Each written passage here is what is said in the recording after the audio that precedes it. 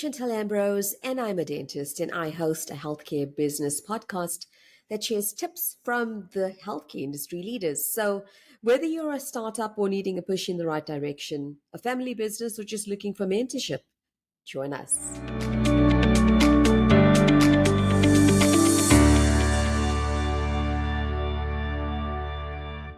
So, welcome everyone. You are listening to Chantal, and we're talking to one of the movers and shakers of dentistry, Dr. Dineshan Govender. So, he has 10 practices nationwide. He is the part founder of the Smile Bar, and we're going to be talking to him to give us a few tips and to share his journey of the do's and the don'ts, the good, the bad, and the ugly of getting into multi-practice business.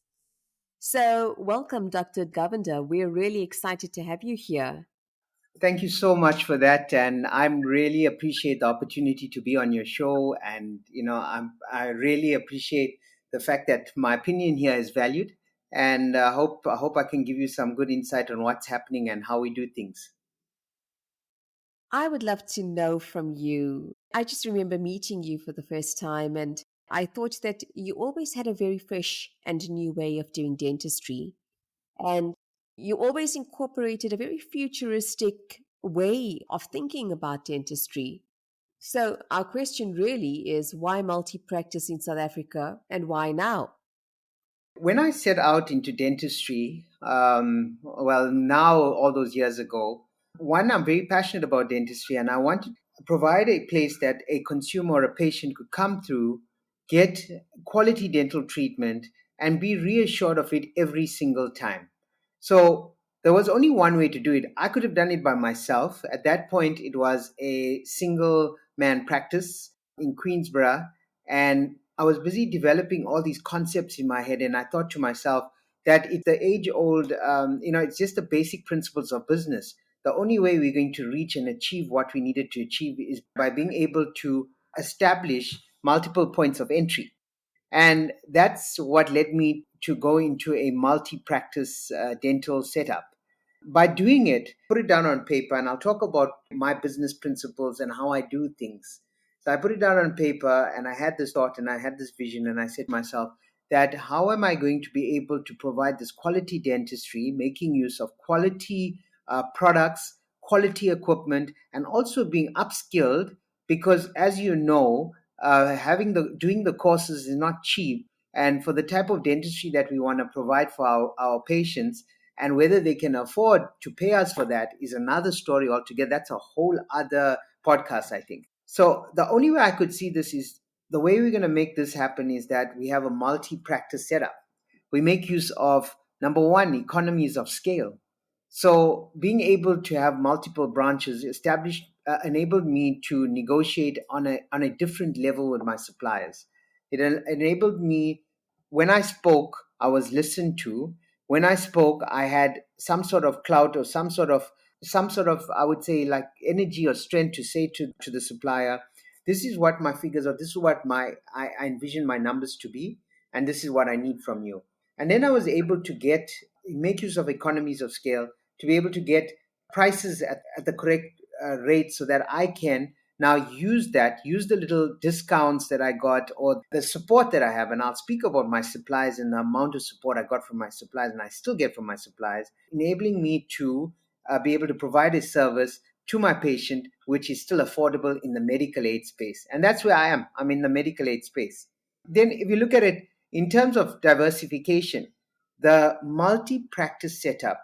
So obviously for us, I can't be too, it must make business and financial sense. To be able to set up a certain type of practice, you obviously have to have a certain type of clientele. And if you break it into LSMs, and this is the type of person socioeconomically that can afford certain types of treatment, you also need to be able to understand where do you want to be. You could be in a place, in a location whereby you are working your entire life to establish you as a person, not a brand.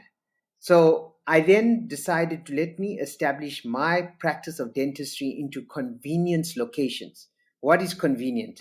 Being in a shopping center is convenient. a consumer, we call them, I could call my patient, I'll call my patient a customer, to put it into the business mindset of how this works.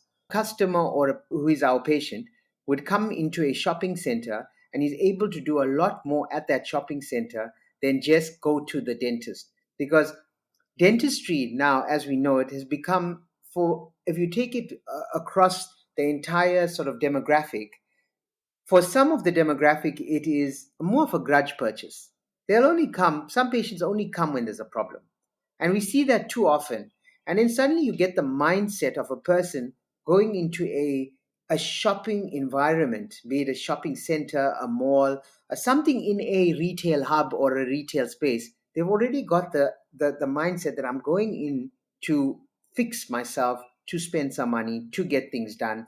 If I am going into a shopping center of this nature, of this caliber, I'm expecting this type of treatment, this type of product from the practice, and so we take advantage of that. In that, whereas sometimes, in some parts of the year, I would call it, or in during some times, there are certain areas or certain locations that are a little bit quieter than other locations. But generally, when I put it all together on a month, they're all pretty much the same. It all balances out. And when we're balancing the books, and it's all about the books, I mean, when it comes to being able to provide this treatment to patients, also being able to keep the doors open, being able to place staff, etc., you then find that you're able to be okay as a business because of this diversification. So that's really quite an amazing story. So multi practice for you actually has enabled you to establish yourself in quite a number of different avenues. And the one that is most highly impressive right now are some of your smile bars. I think the accessibility of it is tremendous. People are able to come through to you as a dentist, but also as a consumer. It's an easy peasy way. It's in most malls. And I would love to hear a little bit about your smile bars and how that came about. So the thinking and the thought process behind the Smile Bar was, when COVID happened, and we all had to close our practices down, and we all had to take COVID loans to keep our businesses operational. I mean, that's what we had to do in a multi-practice situation, and we all had to access TERS, etc., etc., etc. We had to understand that at some point there must be some aspect of what we provide as practitioners that can still be provided without us being behind it, without us being the salesman to say, you need to come into the practice, you need to have this done and that done and that and this done. And what I found during that time is that people became very involved in their health, the way they look, the way they, I mean, because of things like Zoom and things of Teams meetings, etc. And they became uh, very conscious of a good, accessible, clean space to access treatment. So what we did was, my thought process, when I've always had the idea to set up at some point I wanted to call it a Zoom bar, and now I just got to Smile Bar, was to sort of retail, put certain items, certain high value items or high value treatments into a retail space whereby the consumer can come in. They already have the mindset that I'm walking into this place to get my teeth whitened. And from there, obviously, we've got dental professionals that are doing the assessments, etc. It was just a feeder into practices. So it would feed easily into the practice because the consumer now has warmed up to the fact that, look, I went into this place. It's not that there's a dentist here trying to sell me this and sell me that and do this and do that, because that's no number one thing. I work super ethically. We do what's meant to be done for the patient. That is it. And that's how it works. And there's no other way for me. It's black or white. There's no gray. And that's how we work. And suddenly now I needed to establish a space where a patient would have the opportunity as a consumer to go in and say, I've just come here for whitening. I just want to get my teeth whitened. That's all I've come here for. I didn't come here for a pan x-ray. I didn't come here for etc., etc., etc. So they come in. We take them through the entire journey of teeth whitening. We explain to them how you do this and what happens and why you can't have it done. and why you can have it done. And that comes at no cost to them. So it does not cost them a consultation fee to have that information. Then they make a decision. Their decision is made on what they're thinking, not making a decision.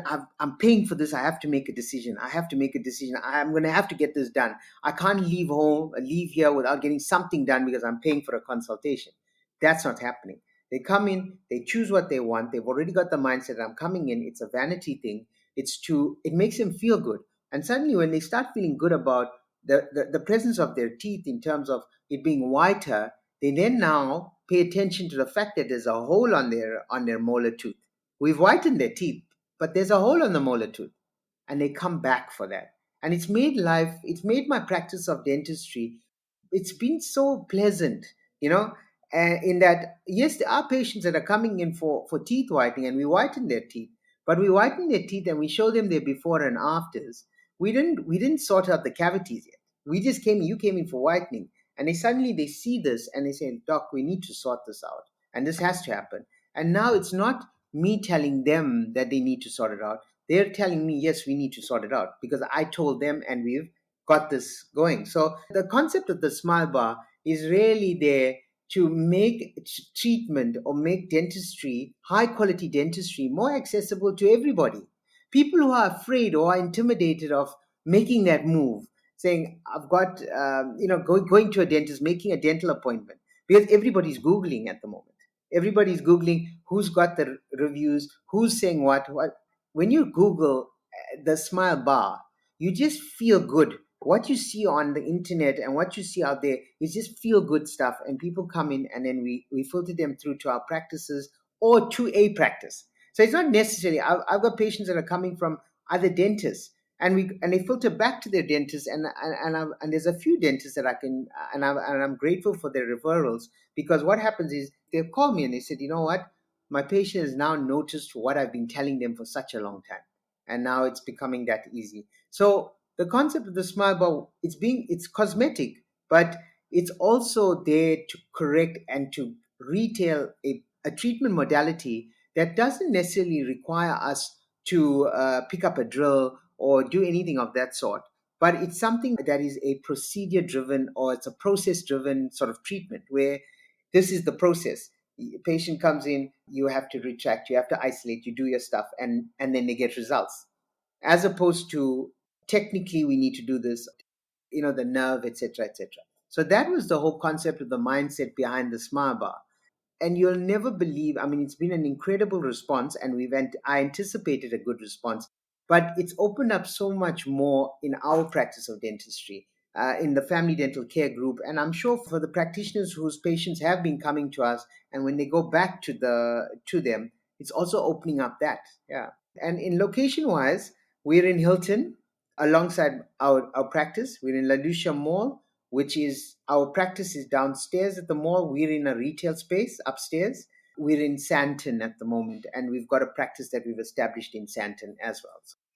So, congratulations. Yes, that is amazing. So, you're in Hilton, you're in Lelusha Mall, and you also have a smile bar in Santon. So, I know that you are also part and parcel of a partnership in Santon. So, this is really quite remarkable. Now, the other thing I want to share with our listeners is that you also offer your own products. Will you be able to give us some tips and some secrets to how did this journey come about? How did you know what product to put out in the market, and what are the step by steps for you to get your product launched? So let me tell you about the product. So I'm very passionate, as I told you, about dentistry. I love everything. I love the gadgets. I love the products. I love everything. When I found, or I heard of, got wind of very early in my career of the IDS, the International Dental Show, it was my mission to get there one day. I just wanted to go. It's in Cologne, Germany. It happens every 2 years. It happens, and I really needed to get there. So it was 6 years ago that I went to my first IDS. At that point, I had all these ideas. What am I doing? Because I've been researching IDS since I qualified, and IDS is the International Dental Show It's all your traders from across the world. They showcase their stuff. It's a place that everything launches, everything new to dentistry launches, and from there it filters to the rest of the world. And I had written down what I wanted to do, and my wife, who is a very key and significant part of this entire journey, because we do everything together in terms of what we do. And she brings her skill set to the table, which is the color in this whole thing. When we combine our skill sets together, this is what is magic. So we've been having chats about teeth whitening and how do we do this? How do we create this space? How do we do this so that it's not happening in a dental practice? How do we take away a suction noise? There mustn't be a suction noise. How do we get rid of a compressor? How do we get rid of a front end, etc., etc., etc.? So we get to IDS. Malini and I, Malini is my wife, we both go to IDS. She's not a dentist, but she shares a lot of my passions and I share a lot of her passions. I get excited for things, her milestones, and she mine, and that's how it works. And so we go to the IDS and we start our mission at IDS. IDS is about 5 rugby fields of traders, and we eventually got to a point where we found a brilliant smile, which is it is a family run, family owned company that is in Sweden, that we started talking to, and we then also established relations with. The smile bar concept was established with European, two French guys that are now in the East, and we all sat together and we established this concept and we decided this is how we're going to go about doing things.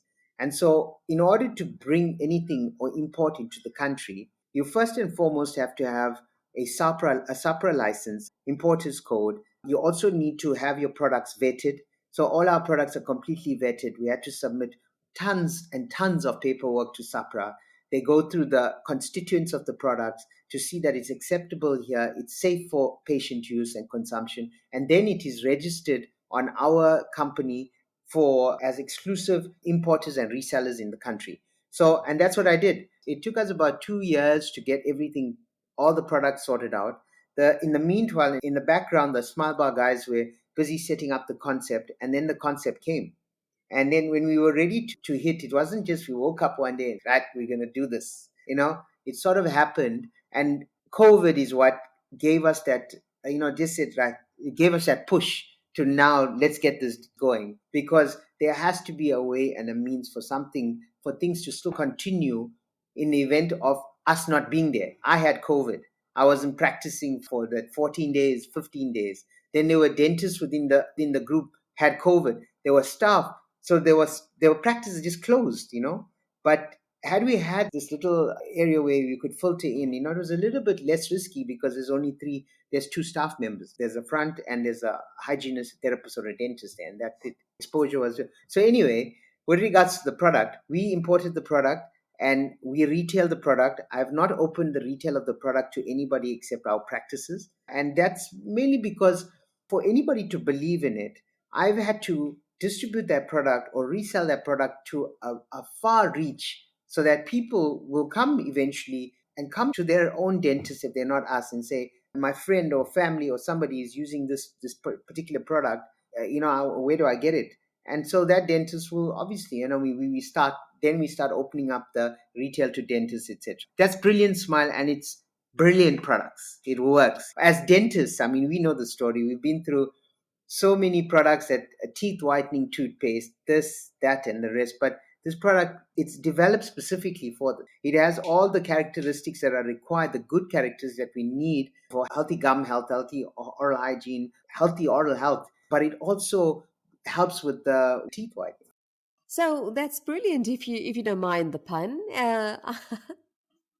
Now, we've been talking to many leaders in dentistry and in medicine, and we talk about things that come in the way of how you envisioned a process, and um, some obstacles, some things that you need to overcome.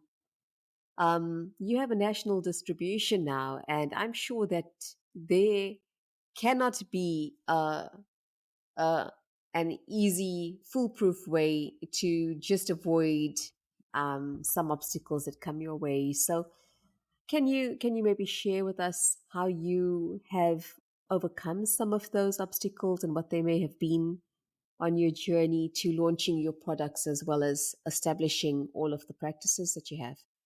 Being the person that I am, there's three very important things that I govern my business dealings based on. The first thing is, I have to have a plan. I always have a plan, right? I always, and when you have a plan, the only reason you have that plan is because you have to have passion. If you don't have passion for your plan will never work. And the only way that your plan will work is if you persevere. So then I call that the three P's. The three P's are plan, passion, and persevere. And that's what I do. And that's what I've always done.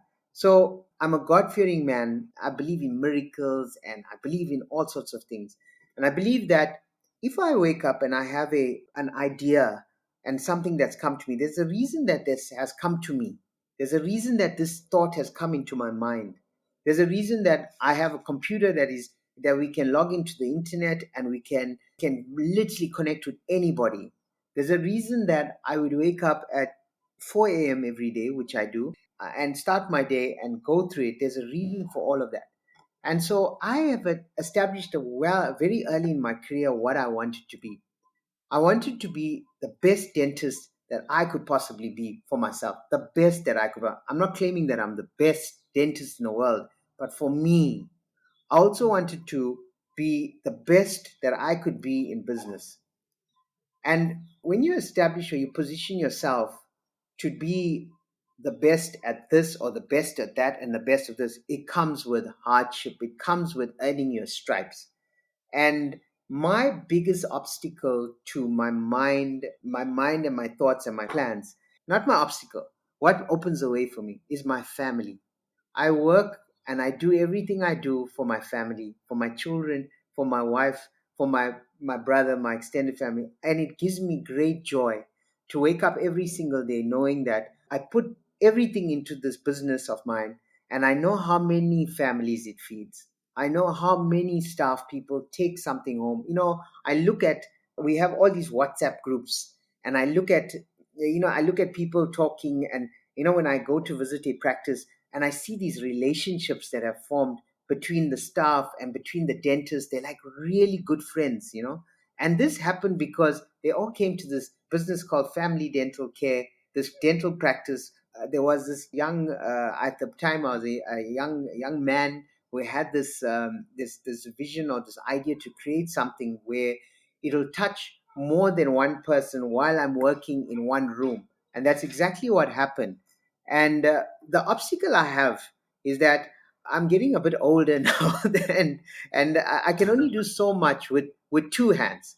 If I had maybe two more hands, I'd be okay. I'd be fine. And for most of it, it's been great and it's been good, but it comes with a lot of sacrifice. I mean, I work today is Sunday. I'm sure I can say that, and I worked this morning.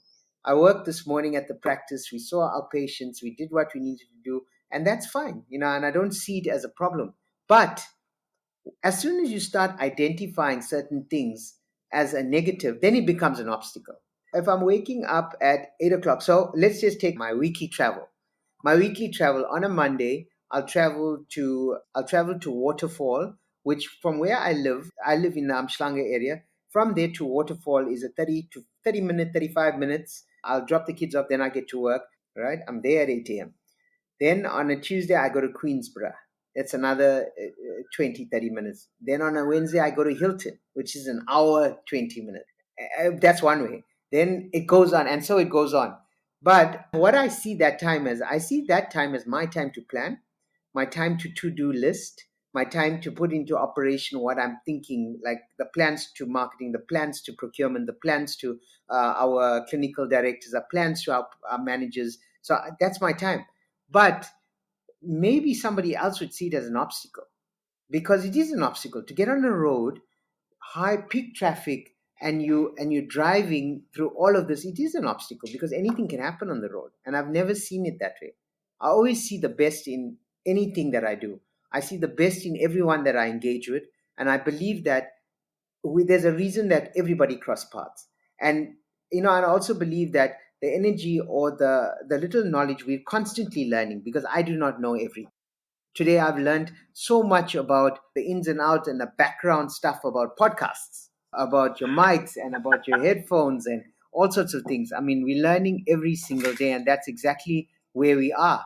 So, when you say, what are your obstacles? Yeah, sure. We financially, it's not easy because we financing things and we taking that risk, and it's a risk. Now you go to a bank with a business plan, say, bank, please believe in me, do this, do that. Sometimes you get a crap rate. The rate's not great, but you have to look at the bigger picture. What's the bigger picture? The bigger picture is something positive is coming out of all these risks that you are taking, because where you're taking the risk now, somebody besides yourself is reaping the reward of this entire thing. Somebody's doing it. There's a reason why, and this is what I'm going to say to you. There's a reason why I'll wake up at 4 a.m. and think that's fine. There's a reason why I could go to work 7 days a week, and that's okay. There's a reason why I could, I'll take my daughter to work. I'll take her with me to work. She comes with me. There's a reason why. She's 8 years old. I told her, Mia, look at this x-ray. Dark area on the tube. What is that? Dad, that's decay. What do we do with it? We need to remove the decay and fill that. I said, what happens if that gets too close to the center? She says, then we're going to end up with an infection into the nerve. And she's 8 years old. Now, there's a reason she can do that. Now, she's not waking up saying, oh, it's Sunday. I have to go with dad to work. Oh, she's coming. She's excited. And I'm excited. And yeah, I don't know what I can say in terms of obstacles, but I can say that the obstacles in your life is what you make it out to be. Everyone has obstacles, but if you really think hard about that, those obstacles could be your stepping stone to bigger things. Like, I know if you take an obstacle, like somebody's out there saying, but I don't have those access to that kind of funding or privileges. I'm looking for the word. I can't find the word now, but I don't have access to that. Everybody has access to everything. I can tell you stories about people who came from grounds even worse than zero, and that's my mom and dad. And I'm sure most people have a story about their mom and dad. But my dad and my mom came from absolute zero, and they came up and they gave us what they go. My family or my cousins, and my brothers, we are the first generation graduates in our family, come from very, very humble beginnings, but they didn't stop. They had obstacles. They had zero money, zero degree, zero, nothing to their names, but they made something up. So I look at that. I don't know. I can't tell you what my obstacles are.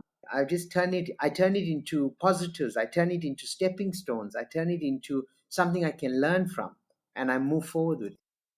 Okay, so I see that your journey is about positive thinking, and I think that your leadership is about positive thinking. Just the idea that obstacles are those stepping stones that really push you that much further and accomplish so much more than even what you set out to do. Um, is really a testimony of how far you've come and the inspiration that you are to the industry at large. Now, a lot of people, require a bit of a mindset change when it comes to obstacles, and I see that you lead your entire team knowing that if things are going to get tough, then you just sort of adapt and change. So, where do you get that mindset change from? Has that been something that has always been part of your journey? Um, who are the people that have inspired you, and where has that mentorship come from? And I'll tell you, I'm gonna go into the story. My dad was a guy that, he the one thing he taught us, and this is both my mom and dad, but my dad's late now, and we did it. He was my best friend, and he taught me resilience. He taught me respect. My father was the type of person. He said, you always respect everybody. You don't care who they are, what they do. You just remember where you come from and remember where you're going. Don't ever lose sight of where you are going, because as soon as you lose sight of where you're going, you'll never remember, or you completely forget of where you came from. And that sticks with me. My dad and I, we did. He was a businessman. He was not. He didn't make it past standard eight because he couldn't. He had to get out there and work and take care of family and do all of those things. And he's taught me lessons in my life that I still think about now. At some point I had a discussion with a patient of mine today, and I said to him, my father used to always say to me, one day you've got one brother, just got a brother. One day you'll only see me and your brother, and I couldn't understand it because he was trying to teach us, like, as brothers, there's two of us. This is what you guys do. There will never be a line or a division between you because you only have each other and you only have me in each other. And I couldn't understand what he was saying. And then when he passed away, and then I realized, oh gosh, this guy was so smart. He primed us to see him in each other. We will never be like, nothing happens. Like Nash, my brother, he knows exactly where I am. He knows where he is, and we just go forward like that. And there were certain, I can tell you from a business point of view, my dad was a fearless man. He said to me, and he taught me, a thought that you have that's going to turn into something bigger and greater and positive and will touch people and mainly touch them by the food that they'll eat is a thought that was given to you by a higher power, and you will go with it. You are not, as long as you're not, you're not, and I don't condone anyone, everybody, each to themselves. Whatever you want to do in life, as long as you do it with a good mind, a big heart, and for the purest and best intentions, just go ahead and do it. I used to say, Dad, we were in plant hire when I just qualified. It was my dream to get my father back into his plant hire business when I qualified. And was my dream at that point, because my parents went through a tough time, and then they made sure we went to campus and we had everything. Me especially, I went to Cape Town and had everything, and it was incredible. I had a wonderful time. And when I finished, and I took some time because I did a couple of qualifications before I finished off with dentistry. So it took me a bit of time, and I know and I acknowledge the sacrifices they made. And I said to myself, when I qualify, I'll get my dad back into plant hire, into his business, and my mom's dream car was a BMW X5. I know it means nothing, at that point. Material things are not like a big thing. It was more the dream or the goal of achieving this. It wasn't the actual thing. The thing happened. I got qualified. I worked as hard as I could. I tapped on every door, every bank, till they saw value in what I was proposing in terms of my father's business to get back into it, and my mom's BMW X. It was achieved, but it was a goal at the end of the day. The end of the day, it wasn't the goal. It was the happiness that it brought to my parents. My dad, to be back in his business, which was a planter, which is yellow metal. So that's tractor loader backhoes, payloaders, all of those things. That was his game.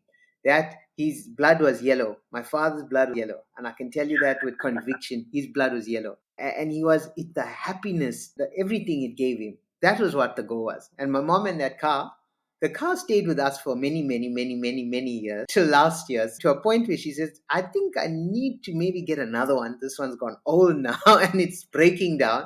But it was the way she was with that car, like, it was something, it was just the way she was with it. It wasn't even the material thing, because it just was a car, but it's just that goal and that. So this is what I lead my life, or what drives me to do what I do. It's not about money. I always tell to people, obviously we're in business to be successful. We're in business to make sure that our business thrive, but we're also in business to make sure that the expenses are paid. We're in business to make sure that we can derive to get a better life. When you actually make the business about the what it's meant to be about, like, we're in the dental business, we're not selling cell phones or cool drink or etc. We're selling treatment. We're dealing with patients. So at the end of the day, we have to ensure that our business is doing good for our patients. And then what happens? Simple. You're doing good for your patients. That business of doing good for your patients and doing the right thing for your patients translates into monetary value. Now, if you become in a business where you get a patient that comes in and it's all about boom, boom, it's about doing this and doing that and doing this and doing that and doing this. Yes, you get the money comes in, but you don't see that patient again. You don't see, your business does not establish. You start to service the same patient because that patient will either only believe in you and they just think that that's just the only place I can go to, or they just they don't have time to go find somebody else. And here we are, and I can give you the statistics as a group, and I know it's quite more, and my wife will give it to me properly, and I know we probably see over a group of 10 practices, maybe over 1,000 new patients a month, maybe more. These are new patients coming through the door, and I think that's incredible. So it's not us servicing our only patient, our same patients, which is still the new patients and the old patients that are still coming through. And that's what it is about. I hope I answered that question. I know that you set out from the word go to accomplish something quite exceptional, and congratulations. That's certainly what you've done. And we've been talking about the amount of energy that it takes, and um, we do know that people on the whole that do more accomplish more. Now you're waking up on a Sunday and you're the owner of 10 practices. You're the founder of the Smile Bar. You have your own products. Um, I'm imagining that your teams are quite quite substantial. And what are the ways you have discovered that keep them together? How do you touch base with every one of your teams? And what is the management of that like? So basically, in anything that you do, and I tell this to everybody, start how you want to finish. So for example, I start, I believe in leadership from behind and not from the front. You lead from behind, and you're able to watch people grow, and you'll be able to identify weaknesses. You lead from the front, you'll identify strengths every time, because for you to be in the front, you need strength behind you. Now when you identify weaknesses and you turn them into strengths, you have a super strong team, and this is how it's all based. So generally I touch a higher management team with people that are key people in my organization. Myself, there's a few people that are in there. We start our meetings around about 4 a.m. in the morning, so everybody is well aware that the management and the leadership team, I call them, call us. We start with our meeting there, and we send out the to dos and what needs to happen. Then we have our practice teams, which are individual practice teams, which within the business, each practice or each team, although they function independently, they are equipped with the systems, processes, and the protocols of how we do things in order to achieve. Then we have you got the back end team, which is I mean, there's no business. A business is not a business without a good and a strong administration team. So we have the back end and the admin team, which are responsible for everything, which is responsible for all aspects of people being paid, etc., etc., etc. And then from a clinical point of view, I always drive. So I always say to the young clinicians, and we've got a lot of young clinicians who are now becoming older with us, which I'm so proud. And so that's another thing that I'd like to, give thanks to my incredible team of dentists. A lot of them came in as, I call them as youngsters. They came straight out of complex service. They sat over my shoulder for months before they got into a practice, and now they're better than me. And I'm so happy. I'm glad. They do things that I just, I have to tell you, I'm in complete awe of to see them practice, and with such ethics, with such knowledge of that. I'm not entitled. They don't have entitlement. They just go in and they do what they need to do. There's patients coming through the door, and they make good on that, and they do the best for them. But that's my team. And so what happens is everybody sort of knows how the processes and systems work. Everything is built on a system and a process. So we have a policy for everything. So if there's a patient complaint, we have a system and a process for that. If there's patient compliment, we have a system and a process for that. If there's an account, we have a system and a process for that. And that we developed, myself and the team developed over a period of this, 15, 12, 13 years now. So that's how we got to that. So everything is built like that. And then we've got a leadership team, we've got the smaller teams, we've got the admin team, and we got the clinical team. The clinical team, we have meetings quite often. We have a mentorship. I'm always on a WhatsApp or a call, etc. We get to everything. So we're constantly sharing cases. We're learning how to do things better, and just training. It's all about training and upskilling. That's the only way we do it, and the only way we can train and upskill is if I am training and upskilling myself. So I constantly, I'll attend whatever I need, in terms of courses, conferences. I do a lot of online stuff just to learn what's new, what's good out there.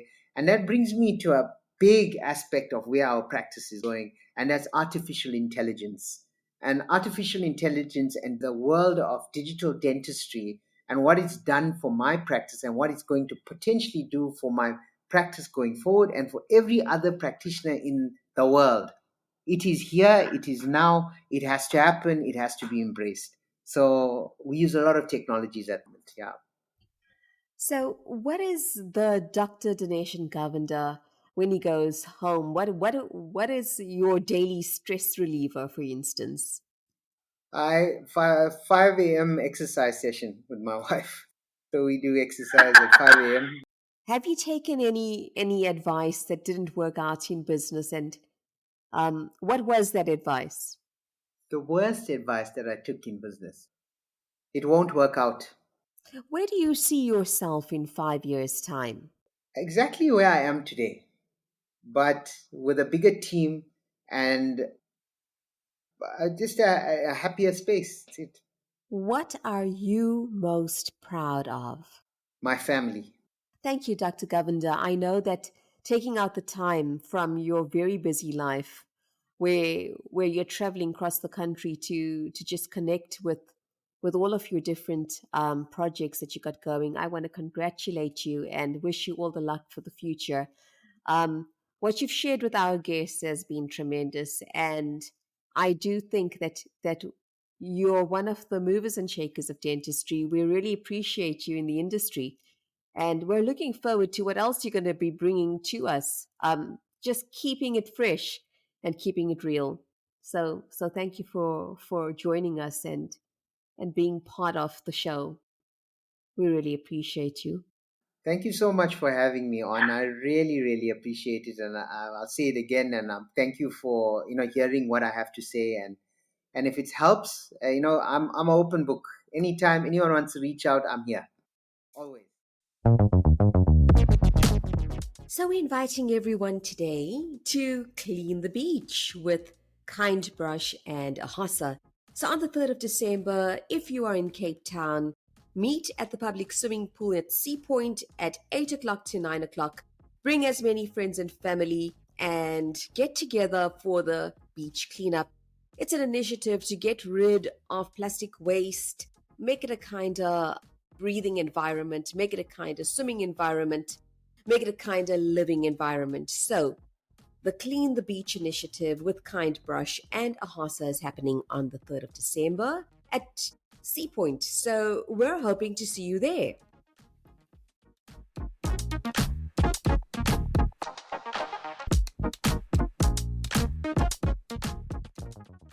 We have covered starting up and how to turn your vision into a business. And in our future episodes, we look at leadership, we look at multi practice success. Now, I'm grateful for you, and I would love to hear your ideas. What questions do you need answered? Please drop me a mail at behindasmile2@gmail.com. I look forward to hearing from you, and remember, you are heard, you are seen, and on this platform, you are invited. Let's make it happen together.